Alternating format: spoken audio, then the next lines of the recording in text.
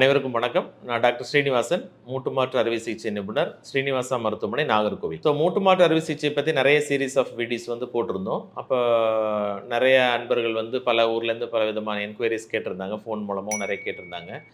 எல்லாருக்குமே ஒன்று என்னென்னா, நமக்கு பல ஊர்லேயும் நாங்கள் உங்களை ஃபாலோ பண்ணியிருக்கோம் டாக்டர். நமக்கு சரி ஆப்ரேஷன் வந்தால் எங்களுக்கு ஃபாலோ அப் எப்படி இருக்கும்? தூரத்துலேருந்து வந்தால் நம்ம எப்படி நம்ம அதை சரி பண்ணலாமா? சென்னையிலேருந்து வரோம், மதுரையிலேருந்து வரோம், அந்த மாதிரிலாம் கொஷின்ஸ் வருது. ஸோ டெஃபினட்டாக அதை பற்றி சொல்ல வேண்டிய கடமை எனக்கு இருக்குது. ஸோ மூட்டு மாற்று அறுவை சிகிச்சை பற்றி பார்த்தீங்கன்னா, கண்டிப்பாக ஃபாலோ அப்புங்கிறது வெரி வெரி இம்பார்ட்டன்ட். அட்லீஸ்ட் ஒரு ஃபஸ்ட் 2-3 மந்த்ஸுக்காவது நமக்கு என்ன செய்யணும், டாக்டர் கூடயும் சர்ஜன் கூட ஹாஸ்பிட்டல் கூட நம்ம கான்டாக்டில் இருக்கிறது ரொம்ப ரொம்ப இம்பார்ட்டன்ட்.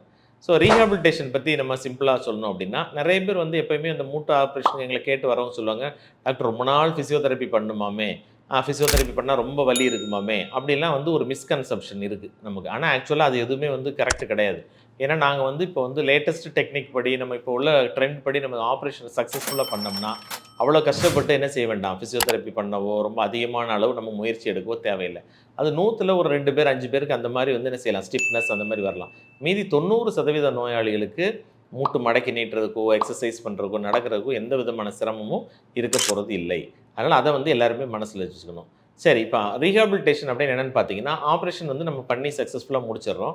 ஸோ எப்போ நடக்க வைக்கலாம் அப்படிங்கிறது ஒரு கொஸ்டின் வரும்போது பார்த்தீங்கன்னா, இம்மீடியேட்டாக, அதாவது நம்ம காலையில் ஆப்ரேஷன் பண்ணோம்னா நல்ல ஸ்ட்ராங்கான ஆட்கள், நம்ம நல்ல ஹெல்த்தியாக இருக்கவங்க, ரொம்ப வயசு இல்லை, ஒரு 60, 65, 55 வயசுலாம் இருக்கவங்க அப்படிலாம் இருந்துச்சுன்னா, சேம் டேவே நம்ம என்ன செய்யலாம், மயக்க மருந்தை கொஞ்சம் ஸ்டாப் பண்ணிவிட்டு, அந்த அனால்ஜிஸை நிப்பாட்டிக்கிட்டு நம்ம என்ன செய்யலாம், உடனே அவங்கள நடக்க வைக்கலாம். ஆனால் எல்லாருக்கும் அந்த அளவுக்கு நமக்கு மனதைரியமும் நமக்கு உடல் பலம் இருக்காது. அப்போ அப்படி இருக்கவங்களுக்கு வேறு ஒன்றும் பெரிய கஷ்டம் இல்லை. நெக்ஸ்ட் டே நாங்கள் என்ன செய்வோம், அந்த மருந்தெல்லாம் நிப்பாட்டிட்டு அவங்கள எந்திச்சு உட்கார வச்சு பார்ப்போம், நிற்க வச்சு பார்ப்போம். கம்ஃபர்டபுளாக இருந்தால் அன்றைக்கி என்ன செய்யலாம், நடக்கலாம். ஸோ அதனால் அங்கே எங்கள் ஃபிசியோதெரபிஸ்ட் கூட இருந்து உங்களை என்ன செய்வாங்க, நடக்க வைப்பாங்க. எவ்வளோ தூரம் நடக்க முடியுதோ நடக்க வைப்பாங்க. இல்லை ஏதாவது கஷ்டம் இருந்துச்சுன்னா கொஞ்சம் கொஞ்சமாக ஒரு நாளைக்கு 2-3 தடவை நம்ம என்ன செய்யலாம், சின்ன சின்ன அளவில் நடக்க வச்சு ட்ரைனிங் கொடுப்பாங்க. குவாட்ரிசெப்ஸ் எக்ஸசைஸ் அப்படிங்கிறது இந்த மூட்டினுடைய தசைகளில், நம்ம துடையில் உள்ள தசைகளை ஸ்ட்ரென்தன் பண்ணக்கூடியது. ஸோ அந்த எக்ஸசைஸ் தான் இந்த மூட்டு ஆப்ரேஷனுக்கு ரொம்ப ரொம்ப சக்ஸஸ்க்கு இம்பார்ட்டன்ட். ஸோ அதை நல்ல ட்ரைனிங் சொல்லிக் கொடுப்பாங்க. ஆங்கிள் எக்ஸசைஸ், நம்ம காலில் உள்ள பிளட் சப்ளைலாம் நல்லா மேலே போகணும். ஏன்னா வெயின்ஸ்லாம் என்ன செஞ்சிடக்கூடாது, பிளட் கிளாட் வந்துடக்கூடாது. ஸோ அதனால் நிறைய ஆங்கிள் பம்பிங் எக்ஸசைஸ் சொல்லிக் கொடுப்போம். ஹிப்புக்கும் ஸ்ட்ரென்தனிங். ஸோ இது மாதிரி உள்ள லோவர் லிம் எக்ஸசைஸ் எல்லாமே சொல்லிக் கொடுத்து அதெல்லாம் செய்ய சொல்லுவோம். அதுக்கடுத்து பார்த்தீங்கன்னா செஸ்ட், நல்ல ப்ரீதிங் எக்ஸசைஸ். ஏன்னா நிறைய பேருக்கு பார்த்தீங்கன்னா நுரையீரல் பிரச்சனை இருக்கும், சில பேர் கார்டியக் ப்ராப்ளம் இருக்கலாம், ஏஜ்னால சில பேருக்கு நிமோனியா மாதிரி சில பிரச்சனைகள் இருக்கலாம்.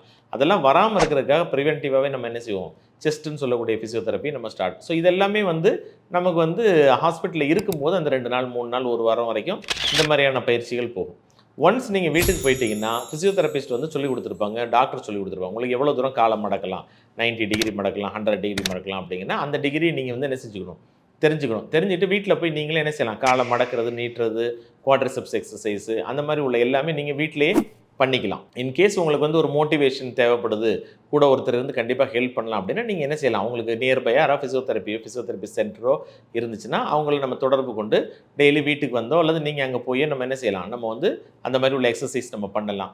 இல்லை நம்ம ஹாஸ்பிட்டல்லேருந்து நம்ம போகும்போதே நம்மளுடைய டீச்சிங்கே அவங்களுக்கு நல்லா புரிஞ்சிருக்குன்னா எங்கேயுமே போக வேண்டியதில்லை. நீங்களே என்ன செஞ்சுக்கலாம், ஃபிசியோதெரப்பி வீட்டிலேயே நீங்கள் பண்ணிக்கலாம். காலை மடக்கி நீட்டுறதா இருக்கட்டும், நடக்கிறதா இருக்கட்டும், எல்லாமே ஃபஸ்ட்டு ஒரு 2 வீக்ஸுக்கு கண்டிப்பாக வாக்கர் வச்சுக்கிறது நல்லது. ஒவ்வொருத்தர் தைரியத்தை பொறுத்தருக்கு சில பேர் 1 வாரம் வச்சுருப்பாங்க, சில பேர் 2 வாரம் வச்சுருப்பாங்க.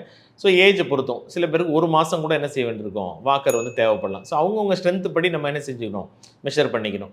அவங்க சீக்கிரமாக நடந்துட்டாங்க, நமக்கு ஏன் பண்ண முடியல அப்படின்னு நம்ம வருத்தப்பட தேவையில்லை. ஒவ்வொருத்தருக்கு ஒரு ஸ்பீடு இருக்குது, அந்த மாதிரி நம்ம பண்ணிக்கலாம். ஃபார் எக்ஸாம்பிள் ருமட்டாய்டு ஆர்த்ரைட்டிஸ் இருக்கவங்களுக்குலாம் பார்த்தீங்கன்னா கையிலலாம் ஆர்த்ரைட்டிஸ் இருக்கும், மூட்டில் ஆப்ரேஷன் பண்ணியிருப்போம், ஹிப்லேயே ஆர்த்ரைட்டிஸ் இருக்கலாம். ஸோ அந்த மாதிரி ஒவ்வொருத்தருக்கு ஒவ்வொரு மாதிரியான சூழ்நிலைகள் இருக்கும். ஸோ நமக்கு உடம்பு எந்த அளவுக்கு நமக்கு ஒத்துழைக்குதோ அந்த அளவுக்கு நம்ம என்ன செய்யலாம், ஸ்பீடாக நம்ம நடக்கிறதுக்கு, உட்கார, எந்திரிக்க வாக்கர் வச்சு நம்ம என்ன செஞ்சுக்கலாம், பண்ணிக்கலாம். ஸோ இதுதான் போஸ்ட் ஆப்ரேட்டிவ் ரீஹாபிலிட்டேஷன்.